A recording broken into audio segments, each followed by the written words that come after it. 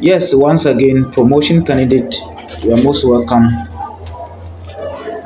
You can call me Sir Smith once again. I'm here to share with you some of the few things that you need to be able to pass your promotion exams. If this is your first time, smash the subscribe button, subscribe and like the video, share with your friend. It's very important. You don't need to pass alone, pass with your friends and let's all enjoy our sweat. So we are looking at example of educational policies in Ghana. We're going to be outlining about 7 or 10 examples of educational policies in Ghana. One of the policies is school going age policy. When a child reaches the school going age, there is a policy that has been outlined for that child to go to school. Then we also have residential and academic user fee in the universities. That is also another example of a policy that was also established in the tertiary institutions.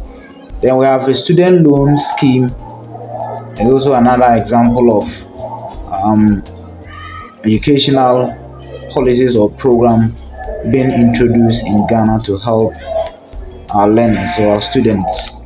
Then we also have the free senior high school program that was introduced recently by the then president Akufo-Addo, 2017 thereabout. Then we also have the teacher training and nursing training allowance. It's also an educational policy that was introduced to help the trainees or teacher trainees and nursing trainees to ease their burden in school. Then we also have the free compulsory universal basic education policy FQ that was introduced in 1995 to help improve learning in Ghana. Then we also have the language policy. Language policy is another example of a policy in education. Then we also have diploma in teacher education policy. Is another example. Then we also have inclusive education policy in Ghana. Then we also have a special education and inclusive education policy as I mentioned about. We also have um, ICT in education as a policy or ICT in education policy. Then we also have GET Fund, Ghana Education Trust Fund policy to help Ghana Education Service right from the pre-tertiary to the university level. That we'll look at it in the later point. Then we also have the in-out teacher education policy. Those who have gone to training college, they understand this. You'll be in a school for about 2 years, your last year you go out and do teaching practice. It's very important.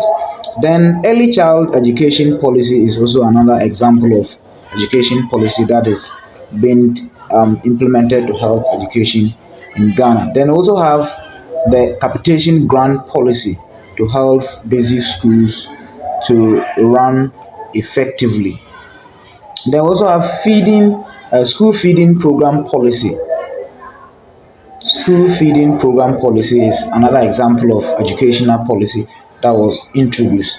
Then you also have the transition to English plus program, that is T2E language policy that was introduced. Transition to English plus program.